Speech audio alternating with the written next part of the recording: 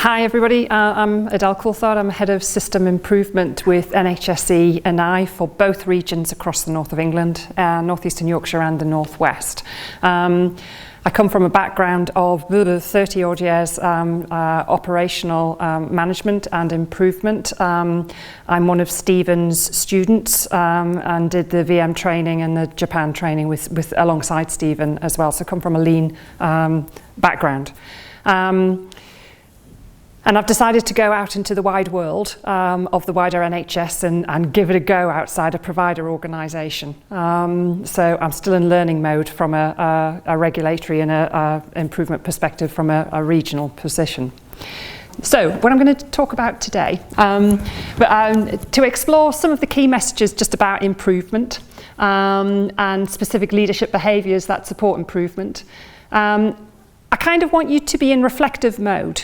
So think about what's on the screen and how that impacts on you, both in terms of what you're thinking, in terms of what you think about your behaviours and what you think about others as well. So please be in reflective mode as we're going through the slides.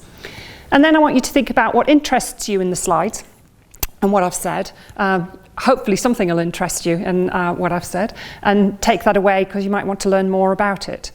Everything in this presentation is a referenced article, it's a referenced position. The references are in the slides, so if you want to go and dig, then you've got the references to do that.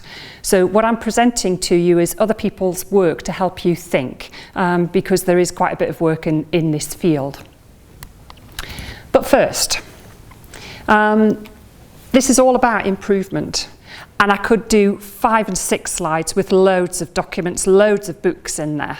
So I think the evidence base around the impact that improvement has on the quality of delivering improved patient care and the perfect patient experience, I don't think I need to go into the evidence base anymore. I think that's clear that we need to have improvement in place.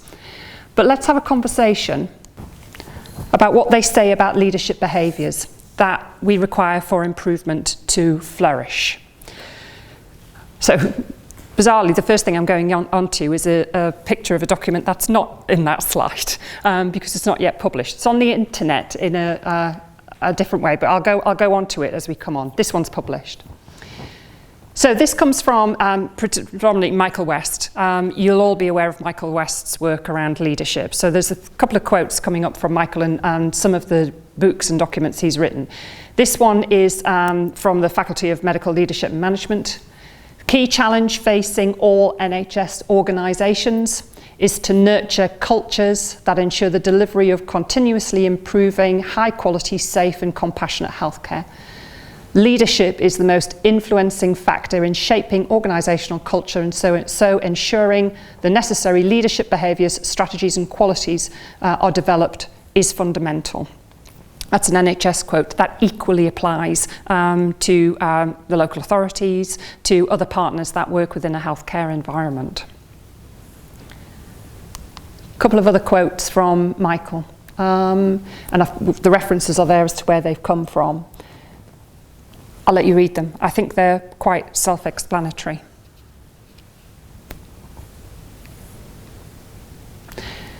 I think what's interesting is the bit in blue at the bottom one. Every interaction by every leader at every level shapes the emerging culture of an organisation. You are never more amplified than when you are a leader. I don't know how many times I've gone places where it's like Chinese whispers. I say something and then a week or two goes past in a management team, and then I go to a ward or a department and somebody says, oh, we're doing this because Adele says. And I think Adele never said that. You've really got to be conscious of what you say and the way in which you say it as a leader, and be clear that people have understood the intent of your words and behaviours, so that you get that message through clearly and avoid mistakes and errors. So I think it's really important to remember how leadership role is just an amplification of what you say and what you do. I'm going to bring you onto this one, which isn't published yet. It's Warwick Business School. It's the report of the How many are you aware of the Virginia Mason partnership with 5 organisations, 5 NHS organisations? Yeah? No? So are you aware of Virginia Mason? So Virginia Mason is an organisation, it's a healthcare organisation in the States, in Seattle. They have done a lot of work on applying lean methods to the way they transform their healthcare. Internationally renowned, lots of partnerships, including with the Northeast back in 2006-07. That's when Stephen trained, that's when I trained with Virginia Mason in lean techniques. Long story, one of the pictures on the front slide is one of their books. If you haven't looked into Virginia Mason, I suggest you have a read of it around their leadership behaviours. It's really good stuff. They engaged with NHS E&I, and a contract was put in place for them to work with 5 organisations in the UK to implement a methodological, a systematic method of improvement in those organisations. The organisations were Leeds Acute Trust. Now you're going to test me. I have got written it down on the back of here just in case I forget. Leeds Acute Trust. There's Barking, Havering and Redbridge Acute Trust. There is Sussex and Surrey and Sussex Acute Trust. Shrewsbury and Telford Acute Trust. And Coventry and Warwickshire Trust as well. Wow, I remembered. Different experiences of the different organisations. They've been in those organisations for over 3 years, just over 3 years, and Warwick Business School managed the evaluation of the benefits of that engagement, and that's the report at the bottom. You can get it online. So the 4 factors that foster continuous improvement, the 4 factors being cultural readiness, affects the pace an organisation adopts new methods and ways of working. That cultural readiness to go on a journey of improvement and having leaders ready to do that was key in the success of some of these organisations. 3 of the 5 trusts that were mentioned had done an awful lot of work in advance of Virginia Mason being deployed with them. And that improvement, that systematic way of doing improvement kind of bedded in really well, and they were able to make significant progress. In 2 of the organisations who hadn't done any work before, then that proved to be a difficulty. They've still progressed, but it is taking much longer to do that. So that cultural readiness is really important. And we'll come on to culture again in a moment. Connectedness. I'm going to show you a couple of slides next around connectedness. Fosters widespread engagement with continuous improvement. So we're talking about social connectedness of staff and using a socio-technical approach to support improvement. The relationships you have as staff across organisations, really, really important. And I'll come on to 2 slides in a second that shows you why that is important. Leadership must be shared and facilitative. So again, just talking about leader not as the problem solver, but as the problem farmer. Tilling the soil to help you grow as leaders in improvement yourself, and the solutions to be found within the organisation. It's the point you made before around, it's important that teams determine themselves what their improvement needs are and how they do that. And it's tilling the soil to make that fertile ground for that improvement culture to grow.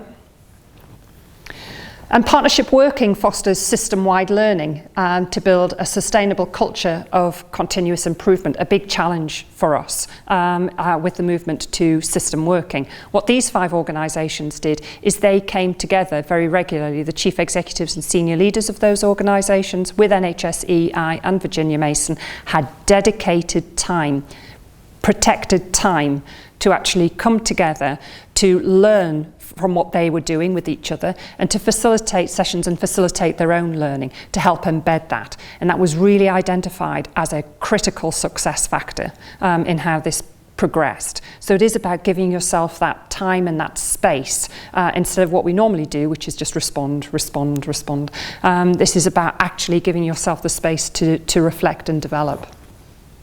So we'll go back to that connectedness. So Warwick Business School used a method to identify connections within organisations. This is one of the 5 trusts, Trust A. It is an outstanding trust under CQC regulatory guidance. It has a distributed network with a high degree of connectivity throughout the organisation. Staff are allowed to connect with each other. Leaders facilitate staff connecting with each other, give them dedicated, protected time to connect and to learn. It's not just a social connection, like a cup of coffee or anything like that, although that's important. But it's like things like events, dedicated events, sharing events, learning events, bringing teams together, taking teams to places, go look, see, experience what's going on, that type of connectedness. There was a high degree of interaction and a high degree of collaboration. They learned from each other. They developed similar ways of doing things, and lots of connectivity to facilitate knowledge exchange and capacity to learn. So if you compare that with Trust D, which is a trust in those 5 organisations that was in special measures, and you can see there that the connectedness wasn't as great. You can think about cause and effect, but the connectedness wasn't there. So 2/3 of the core network is decentralised. So it doesn't come together under true north, aligned work, aligned to the organisational goals. You've got complete separation of some clusters. You've got low, moderate connectivity, so there's limited interaction and limited engagement in that organisation. So I want you to reflect on that as well, because this bowled me over when I saw that around the social relationships that underpin improvement.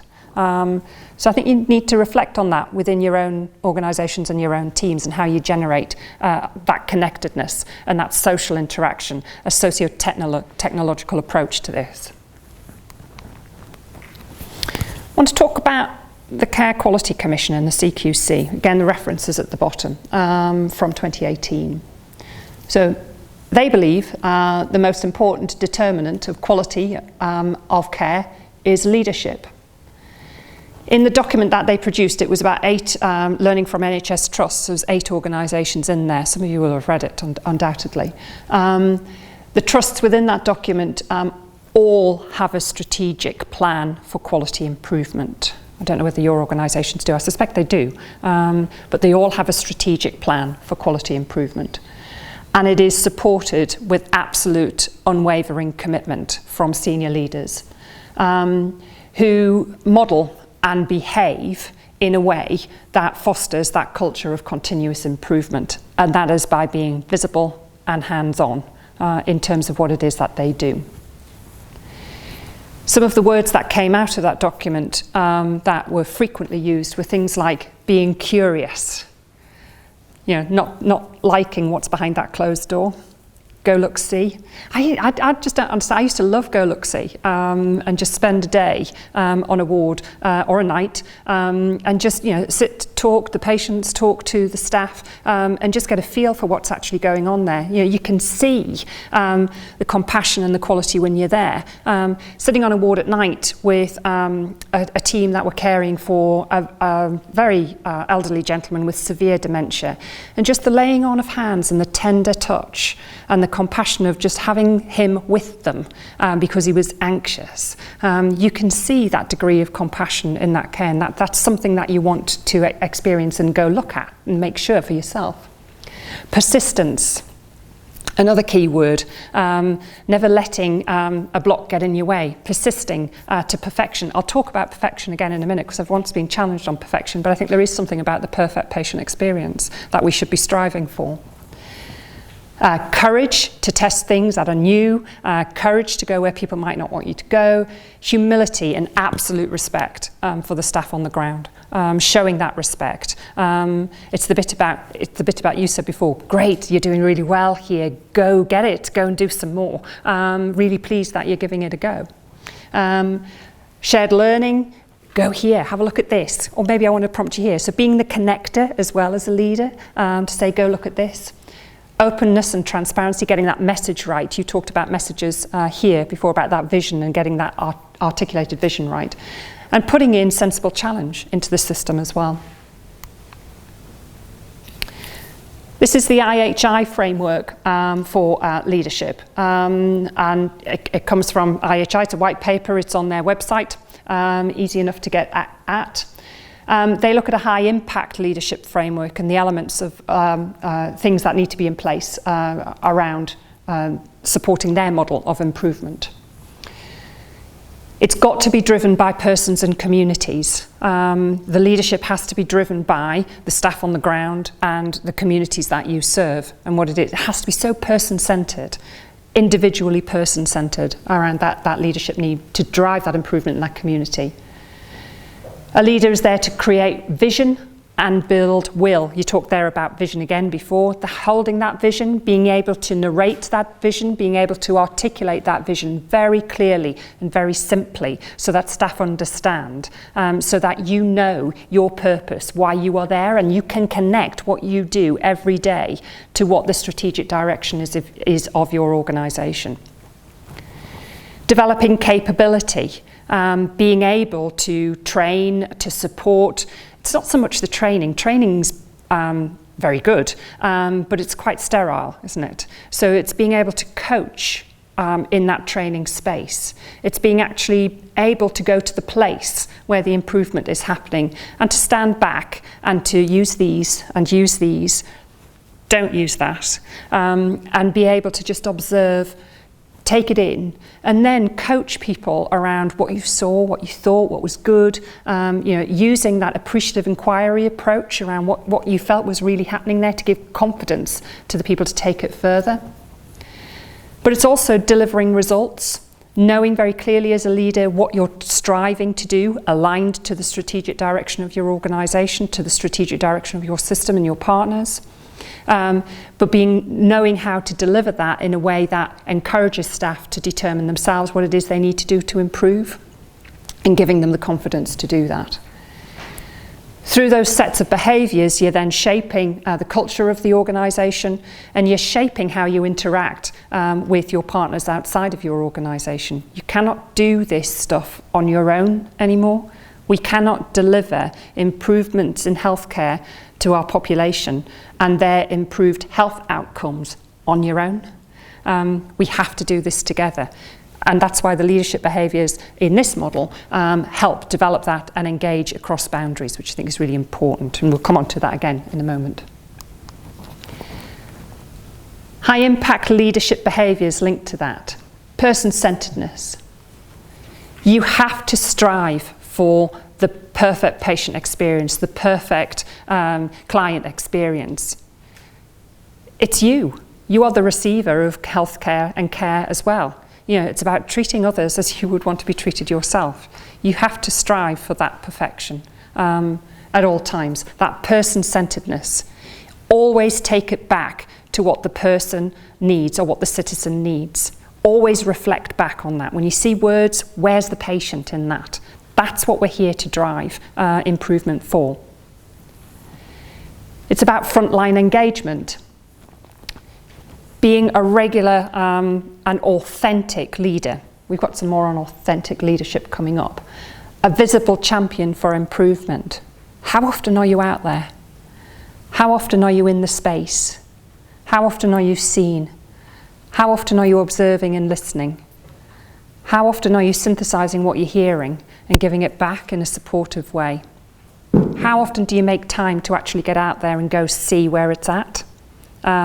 Improvement happens at point of care of a patient, at a touch point. How do you know improvement is happening unless you're aware of what happens at a touch point with a patient when they come through the system and you've observed that and you've understood it? It's about a relentless focus, requires energy. And you to keep going at this. Remaining focused on the patient and ultimately what you're aiming to do for them. Being able to join it up and keep that relentless high energy focus going on improvement. Improvement people are like tigers, aren't they? They bounce around and like the idea of getting into improvement, getting their sleeves rolled up and getting on with it.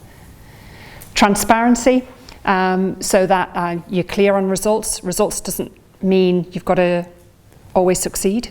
You might sometimes fail in what you're trying to do. That is okay, because you learn from that. It's as vital to fail as it is to succeed, so that you can broaden your understanding and your knowledge. Be clear about your aims. Be clear about the defects in the system and how you put that right. All of that takes a lot of work. It's easy to say, isn't it? We've just, again, been on a training exercise when we talked about delivering aims. What's your aims? I think we could have spent a whole day trying to get somebody's aims absolutely pinned down as to what it is that they want to do, because we've all kind of got this furry thing in our head, haven't we, around what our aims are. It's your bit, again, about transparency, clarity, being clear, and doing that for the staff that you manage and you lead.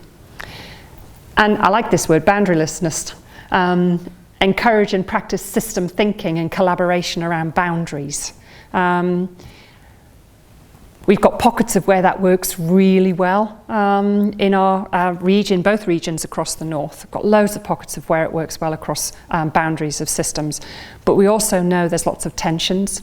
I'm not naive enough, I've worked in it myself over many years, where we know we've got tensions between health and social care, we've got tensions between primary care and secondary care, we've got tension between acute care and mental health care. There's a lot of blame goes on in there as well. But actually what we need to do is try and turn that around and look at how we work across boundaries, how we develop the skills as leaders to work across boundaries as well, and take of ourselves into those relationships. This is a KPMG report called Creating a Culture of Excellence, and how healthcare leaders can build and sustain continuous improvement. Again, it's online. It's a bigger book, and again, it's worth a read. This one talks about the 12 foundational truths for both implementing continuous improvement and sustaining continuous improvement. Every single one of them has an aspect of leadership to it. Creating new end-to-end management system, not just about process improvement. So when people talk about improvement, they think about it as being 9 times out of 10. I had some slides in here that I grayed out because I thought it was going to be too much for you. But when we talk about improvement, lots of people, lots of organisations I go into say, oh yes, we've got an improvement strategy. It's the team and they sit over there. What they don't understand is improvement is about them. It's not about a team. It's not about a process. It's about a behaviour. And we'll go into organisations, or we'll go into talk to some people where, oh yeah, that's all that soft stuff. When you do the behaviour stuff, I've never found that to be soft at all. I find it really hard to do work on behaviour change and culture, tremendously hard. And I've got the scars on the back to prove it when people don't like it, and the work you do and the challenges you put into a system. So it's about broader than just that improvement team. It's about remembering that whole system, that connectedness in that system. Get senior leaders' commitment to change themselves, not just others. And you might think, it's easy for her to stand up there because who's gone through that? I've been through that. I've worked in an organisation where we're all expected to change our behaviours around the way we operated, and we were held to account for that. So I've been there. I've done that.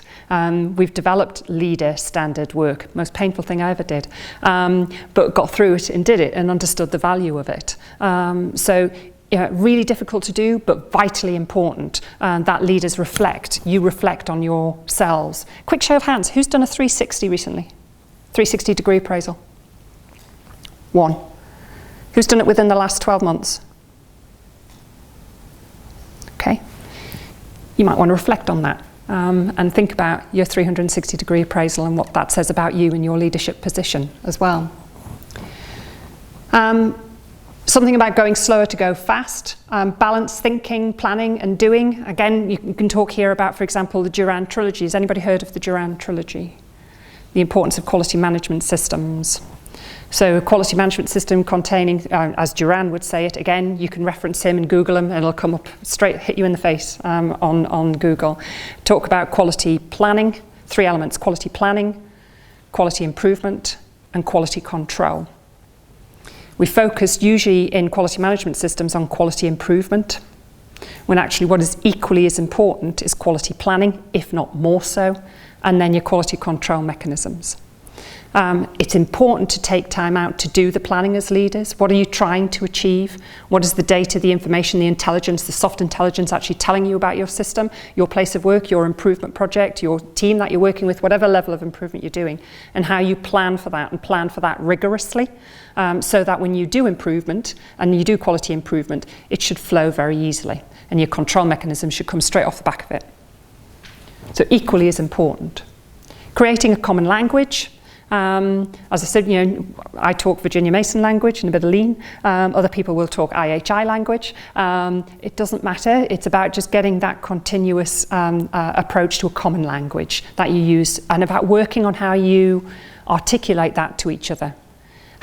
When we talk about improvement, and like I said, when I go to trust and talk about improvement, when I say the word improvement, do I know what people understand by what I say? And when they say improvement, do I know what they are saying? And it's the ability to be able to ask those questions to seek that level of understanding. Understanding your staff, understanding what's required, tailor the training, demonstrate early impact, quick wins to get motivation. We had a great video, again you'll see this on YouTube, called The Dancing Man. If you again Google YouTube Dancing Man, you'll see it, about a guy in an event in a park. There was music playing. He gets up and he dances. You've seen it. It's really good, isn't it? He gets up and he dances. He's the only one in public dancing to this music that's just playing gently in the background. And he's demonstrating himself as a leader. He's cutting edge. He's leading it. He's going. He's wanting to demonstrate, that he's dancing. And what's more important is that one person comes along and supports him, that first follower. He's taken that first follower, and that first, he's treating him like an equal. He embraces him, dances together, they have great fun. That first follower is demonstrating to the rest of the world that he's onto something and I'm enjoying what he's doing. And then the second follower comes along. It takes a while for the first follower to come, a minute, 2 minutes. Then the second follower comes along, and the three of them, as equals, they demonstrate equality to each other. And within seconds, after the second follower's there, the whole field is up. And it's all dancing. And it's a great video to watch, which demonstrates the importance of early impact and getting the followers to help you. Knowing what is good, getting a quick win, demonstrating that. We've got millions of priorities, haven't we? Especially now. I came over the Pennines today listening to the 1 o'clock news on Radio 4, and it was all about A&E and how it's going to be awful for winter, urgent and emergency care. Are we going to have to shut down some services in order to staff? And woe is me, and isn't it awful? It is. But actually, we've got multiple things to do. We've got to manage COVID.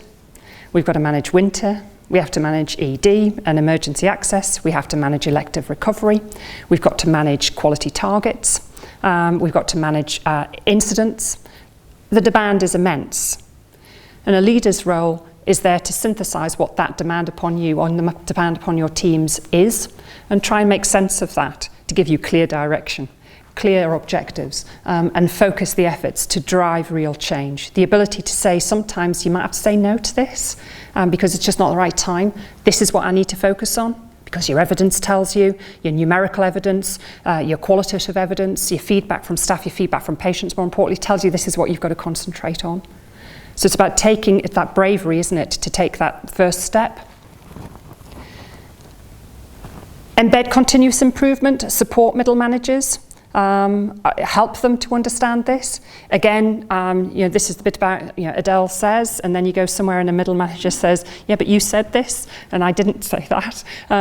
So it's about, how you get the messages out to middle managers, how you role model and set the behaviours that you want them to demonstrate in the work that you do, and what you want to achieve and how you want them to achieve it. Align behind your organisational objectives, what we call true north. Has anybody heard of strategy deployment? So just being clear about what your organisation's priorities are. That will be fed by numerous things: government policy, money on the ground, local priorities, partnership relationships, quality of your estate, digital infrastructure, multiple, myriad of things. But it will actually be led by, determining what your priorities are and making sure that all of the objectives you have align to your agreed priorities as an organisation. We've got some great ones in Salford, for example, had a priority around being the safest hospital in England. Doncaster and Bassetlaw have taken the same, to be the safest hospital in England. That is their aspiration and their goal. And everything that they do aligns to being that safest organisation for patients. So what is your true north goal? Has your organisation got a true north goal?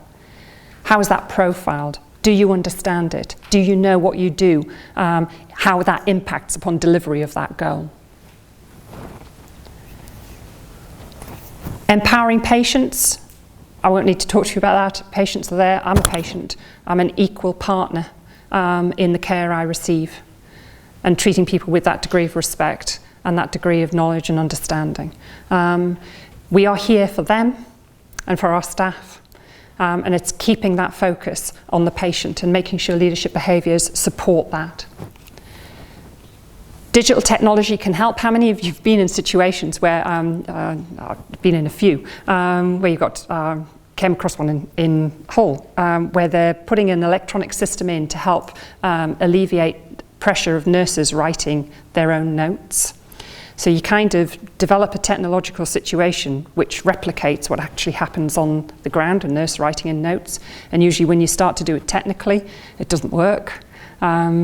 So making sure your management systems are right and correct, and you've got an in-control process. Everything is right before you start digitally enabling those solutions, out of respect for your staff, not giving them more work, not giving them more disruption, but making sure it's right and it flows. No quick fixes. We need time to reflect and engage on this, to understand. That's the space, that's the connectedness that I talked about before.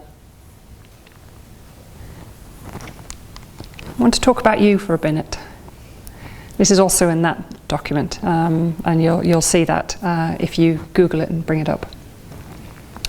Leadership behaviours and what you have in place. I've done this presentation with this slide to, you're a nice audience, I've done it to chief execs before. That was a little bit unnerving. Thinking about your own behaviours in this. So, personal assessment, your personal A3 and self-assessment. That was a bit about your 360.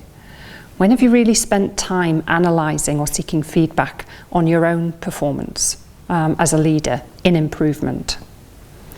Where's your own A3? Does everybody know what A3 is? Yeah, everybody knows what A3 is? Marvellous, good. So where's your own A3 for yourself? So it's something to think about what you do for you and reflect on your, because you are responsible for yourselves and the way you develop and how you engage. As I said before, everything you say and everything you do has an impact as a leader. And when do you reflect on that? When do you think about that? When do you look at that? When do you think about an incident that you've done during the day and you think, I could have done that better? The commute was a great time for me to do that. And actually, I found it really hard to do that in the evening after, moving from the office at home into the kitchen to cook tea. It's really hard to do that. So I feel as if I'm at, I haven't done it enough over the last 2 years, 20 months.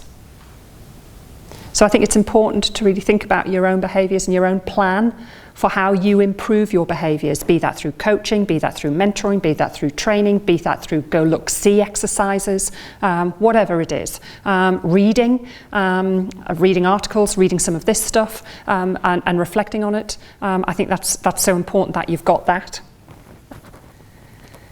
Constancy of purpose. Making sure that your messaging is consistent and you are giving the staff clear guidance and clear instruction. Again, you get messages all the time in ops. You'll have this in ops where somebody will say, a middle manager will say, well, you've just, to a staff on a ward, well, you've just got to do this because we're just being told to do this. That is not good enough behaviour. You're not just being told to do it. There is a reason why you are told to do that. Don't be lazy. That is lazy management. That is lazy leadership. Be really clear about why you are asking staff to do things. Be really clear about purpose. Why, the reason why, and what they're going to do, and what the outcome is that you're expecting. Put the effort in. Be curious. Go and seek what they think. But it's really lazy if it's just, well, we're told to do this, so get on with it. That is not good. And I'm sure, some of us, I've experienced that. Just do it. No, I need to understand why. If I'm going to do it with passion, and I'm going to do it with commitment, and I'm going to do it with energy as a member of staff, I need to understand why. Give me the picture, give me the story. We've talked about True North, strategic aims, and how you align yourselves behind that. Be clear about what the strategic aims are of your organisation and what they are asking you to do. Be clear that the pieces of work you are doing and the work streams you have under your belt or that you are responsible for, be clear how you articulate them so that they are aligned to to True North, so that you understand that. You've got the narrative right. Then if you've got your narrative right, you can give that narrative and explain that narrative to other staff and seek feedback. I think that's really important. I think one of the tricks I learned early on was listening to clinical staff, consultants, and really spending time listening, keeping that bit shut, using your eyes and using your ears and really listening. And when that's concluded, when they've stopped talking to you, it's then saying, okay, let me relay back to you what I think I heard you say, so that you are giving assurance to that individual that you have heard them and you've interpreted correctly, and then you take your conversation on to the next stage. Have I heard you right? Is that what you're saying? Really important to understand that. Transparency through visual management, getting the numbers up there, being able to demonstrate in that narrative why you are doing things, using both quantitative and qualitative data, but being transparent. How many of you work with visual control boards? Your own visual control board. I used to have, we had some in the organisation I worked for, where it's just a whiteboard that's taped up, handwritten on. This is my target. This is the nationally given targets around children and young people access to eating disorder services. How many weeks they've got to wait. This is my target. This is where I'm at. This is the improvement activity I'm doing. This is what I'm expecting from that improvement activity. This is the result I got. Wasn't quite good enough. Need to tweak what I'm doing. So where's your visual control? Where do you keep that transparently open to you? And where do you talk, it's not just for you, it's for your staff. Where do you take them through that? How do you use visual control mechanisms to help you manage so that people can see what it is that you're doing and why you're asking them to do these things as well? Focus on the process. When things go wrong or things are not right, it is 99.9% of the time due to the process. It's not the fault of the person. Nobody comes to work to do a bad job. So, when we get into issues of blame again, there's a great YouTube video from Brené Brown on blame. If I get the link, I might send it through. She spills a cup of coffee and nobody's in the house with her, but she blames her husband.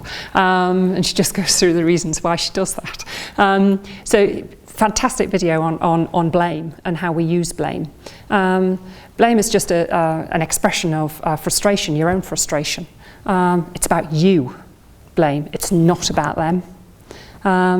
So how do we manage that as leaders? How do we contain that? How do we know that what we do in relation to that? How do we know when we're in a tendency to blame somebody? I also blame my husband when I spill something or drop something or smash a plate. Wow. Then yeah, he gets the blame. But how do you know what you're trying to do or what you're trying to express, and finding a different way of containing that to express it more positively? It is always about the process. 99.9% of the time it's about the process. Look at the process when something goes wrong, not the person. Use scientific thinking. Leadership for improvement Leadership, management, it's a science as well as an art. But look at the literature, teach yourself, educate yourself, think about your leadership behaviour and how you could be a better leader. Use scientific thinking, use data to help you in your leadership role. Quantitative as well as qualitative. Use the experience, go look, see, use your own eyes, use your own ears. So apply science to what it is that you're trying to achieve, and logical thinking, scientific thinking, analysis. Understand how to use those tools to help you in your leadership journey. The one I like the most is leading with humility. I am a nurse by background, I'm an A&E orthopaedic nurse by background. I couldn't do it anymore. I have absolute and total respect for the staff on the ground. I've helped manage critical care provision across the whole of northeastern Yorkshire, including here, since 16th of March 2020. My God, I've got absolute respect for those clinicians on the ground. Absolute respect. And it's about demonstrating that respect, showing that respect, letting them know that that respect is there. And you are here as a servant of them. Your job is actually to help facilitate the delivery of good clinical service. And you provide the leadership to enable that to happen. It's not a case of, no, you can't. It's a case of, okay, right, let's try. Let's think about how we might do that. Actually, I can't do this because these are my boundaries. This is what I've got. Openness and transparency. I can't do this because this is only the amount of money I've got. But actually, what can we do with the amount of money we've got? Or how can I get some additional to help you? So it is about that absolute humility around the clinician focuses on their care of the patient, and you are there as a leader to help that and deliver that. Seeking perfection. I absolutely believe there is a perfect patient experience. I absolutely fundamentally believe that. And I absolutely fundamentally believe that our patients deserve the very best that we can give them. They pay for it. I pay for it. And I think it's about continually striving to seek that perfect patient experience. And where you know it's not perfect, acknowledging that and striving to do improvement around that to get that perfect patient experience. Ensuring quality at source. We spend so much, you'll know about waste. We teach waste on lots of improvement work. If there's something goes wrong and there's an investigation into it, there's an SI, you go, the patient is upset, the patient's family is upset, the staff involved are upset, there's a whole industry around investigating it, it all costs money. If we sought perfect patient experience and ensure quality at source, then we'd avoid some of that. So it's important to strive for that perfect patient experience and make sure that quality happens first time at source. Thinking systematically, that's attached to your scientific thinking, logically, step by step. There's a whole infrastructure around improvement to help you think systematically. Click teaches all of that, and use that. It's there, it's a tool to help you. Use the science behind some of that. We talked before about leader standard work. Working in an organisation previously where it was very systematised. We all enjoy a crisis, don't we? We've just been through one, but we all like the heroic stuff, or coming to the rescue, or I can't do this today because I've got an emergency over here. It's about importance, isn't it? Oh, I'm important because I've got to go, there's an emergency over here and I've got to do this. Leader standard work is about trying to manage that out of the system, so manage those fluctuations. Because 9 times out of 10, you know what's coming. Data tells you, you know what's coming. We have conversations all the time about how we measure what's coming through ED, or you can't really measure, we don't know what's coming through ED. Absolutely we do. We've got years of collecting data on it. We know what time of day they'll come through, we know what time of year they'll come through. Maybe a bit different at the minute, we know, but we vaguely know what's going to come through the doors, because we've got lots of evidence around it, so plan for it.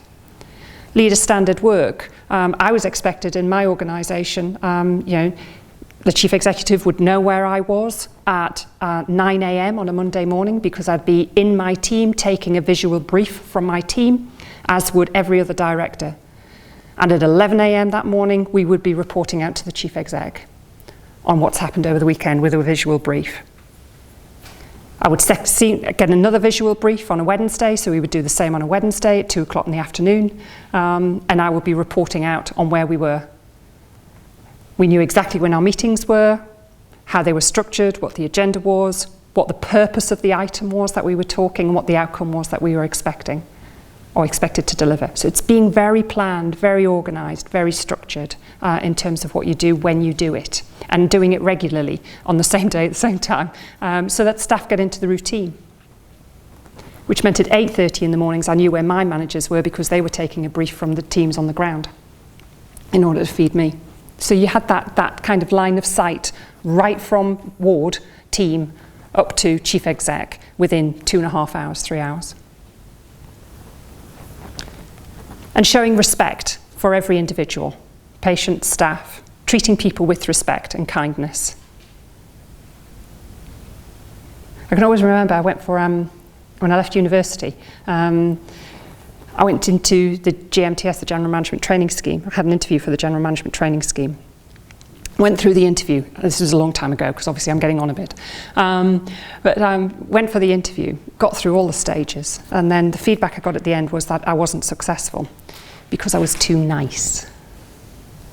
That was the feedback I got. That was in the early 90s, very early 90s. Actually, I'm very proud. I'm hope of being very nice and very pleasant and very respectful. And I've still made it. I didn't have to go through the GMTS. But I think it's really important about the respect you show to your staff and the way you talk to them, the way you send an email. I don't know how many times people get upset by emails because there's no hello, how are you bit at the beginning and there's no thank you at the end. It's just a straight instruction. Take your time. Think about how it's going to be received. How would you like to receive emails like that or be treated like that? Just think about that. I want to talk about the 5 domains for building a system of improvement. Again, the references there. This is an AQUA document, the Advancing Quality Alliance in the Northwest. It's on the web, and it's about a lot of things about building a system for improvement, but the one that's more important is leadership and culture. And again, they talk about leadership development and leadership culture being critical to the way improvement is embedded in organisations and the successes you get from that. So again, another document to read around leadership and leadership development. Talk about authentic leadership. So authentic leaders are deeply aware of their values and beliefs. I'm hoping mine come across because I think I'm aware of my values and beliefs, but you might want to give me feedback on whether you think they come across or not, and I'm very open to feedback. They are self-confident, genuine, reliable, trustworthy, focus on building others' strengths, broadening their thinking, creating a positive and engaging organisation. So just think about that in relation to yourself and where you are in that. And the insight you have, or not, into that. Authentic leaders demonstrate a passion for purpose, practice their value consistently and lead with their hearts as well as their heads. One of my downsides, and I'm quite happy to talk about that as well, is I get told that I get too emotional about the things I do, and sometimes I need to contain that emotion. Actually, sometimes I don't apologise for that because I think as a leader I've got to bring emotion into this because the work we do is very emotional at times, and I don't feel upset about that or anything. I quite like bringing my emotion to it because it gives a demonstration of passion, enthusiasm and pace to the improvement work we've got to do. They establish long-term meaningful relationships and have self-discipline to get results, and they know who they are.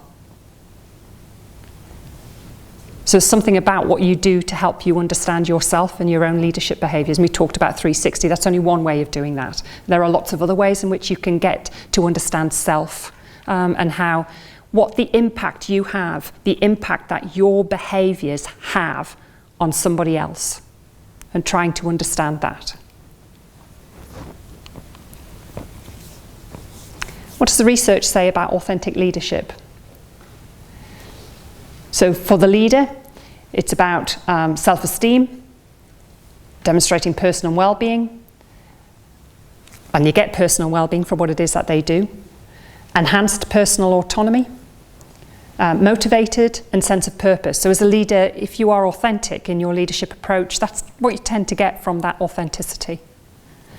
And for others, you're supportive of group dynamics, improve group performance, enhance individual and team creativity and innovation by allowing them to get on with the job you talked about before. So in nursing, authentic leadership is linked to greater trust in management, empowerment, work engagement, and higher ratings of patient care quality. There's an evidence base around that. Again, if you Google Wong, you'll get that evidence base as well. So your leadership behaviours has a direct impact on the quality of patient care. That's what that's saying. It has a direct impact on the experience a patient has when they come into service.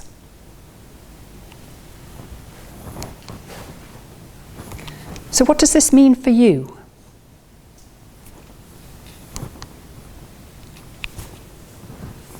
So it's about your own self-awareness. There's whole weeks of work in here and weeks of exercises in here that we could do, months of work we could do. But it's something about your life story, being open to your life story. You know, the iceberg, and the bit that's above the water and the bit that's below the water. So you only see of me what's above the water, what I demonstrate. You have no idea what drives me underneath. Because we haven't met and we haven't spent long enough talking to each other. But you know, you need to be that curious about what drives people underneath, to know how they tick, know how you tick. What's driving what I see of your behaviours here and now. You know, and being aware of that. And that's a lot of work. That's a lot of hard work. Ask for and listen to feedback. Seek it. Practice values and principles. Be deliberate about it. Think, well, I'm going to focus on this today. I don't know, just simple little things. Years ago, going into hospital, into the hospital where I worked, passing switchboard, and there was a gentleman on switchboard, and he never smiled, and he never said a word, and granted he was probably cold because the doors were wide open and all the rest of it. And I just deliberately thought, I'm going to make him smile, I'm going to make him say something. So I used to go in, good morning, you know, you've all done this. It's simple, isn't it? And I got him to turn around, and he smiled, and he said good morning, and I got a good morning for the rest of the years that I worked there. So, you know, it's just about trying something around demonstrating that respect for people. And balance your extrinsic and intrinsic motivators. So, you know, what you like seeing, what you like doing with what's inside you. And balance some of that as to what drives you. Learn from diverse role models. Don't pick people you're comfortable with to learn from. It's a bit like Google, and if you just, you know, I don't know, I read the Guardian, that probably tells you something else about me, but all I get through in terms of my feeds is Guardian news letters. I never get anything from the Telegraph. So, you know, what a shame, because I'm not opening myself up to wider views and opinions. Go and seek wider views and opinions on leadership models from other people you never thought you would want to listen to. Challenge yourself. Build your support team. I've got a great one. That I go to. It's not just my team, it's other team outside as well. Build your network and your team of people to say, I did this, this was the situation, I did this, I didn't feel that was right, what do you think? What do you think I could have done? What questions do you need to ask me to help me think a bit differently? Don't tell me what I need to know, just ask me some questions about helping me to stimulate my thinking and what I might want to do differently. And step away from the desk, get out there, use these, get out there, keep that shut, go and have a look. Just absorb it and feel it. That's what's really important. Listen rather than tell. You know, I think we've got a statement in the team when we go places and we see people and they're in tell mode. Actually, you need to be in listening mode. That's the ultimate respectful behaviour, to listen and understand to the people around you. Be brave, humble, and accept your vulnerability. I don't have all the answers. at all. I don't have the technical ability in a lot of instances in terms of what I do. But accept that. That's who I am. I'm human. But I'll know where to go to get it. I know who to ask. I've built the networks. I can go and get it. That can help me. Balance concern for the individual and for the task in hand. Because there are some things we've got to do that we might not want to do. And there's some things you're going to ask your team to do that you might want to ask your team to do as leaders, but you've got to balance that with the person and yourself and the others around you. Nurture the development of leaders at all levels. Find them. Go out there and find them. They will be there in your teams. And encourage them. Again, this week, found somebody outside the NHS that we were talking to around improvement, and they had a way about them, young lad, way about him, really pleasant, very courteous, very humble, very interested, really curious. Would be great in improvement. And as we said that to him, there's NHS jobs, this is where you look, go find, encourage. Identify and encourage people when you think they've got the skills and you can support them. And be the same person in each environment. Don't change who you are to react. Be authentic, be yourself, live by your values, and be that same person. Okay. Oh, just one point. Sorry, I had hidden a slide, and that's what I did tweak last night. So I want you to all think about one takeaway you're taking away from this that you're going to do next week, or even tomorrow, because it's only Friday. So what are you going to take away, and what are you going to do?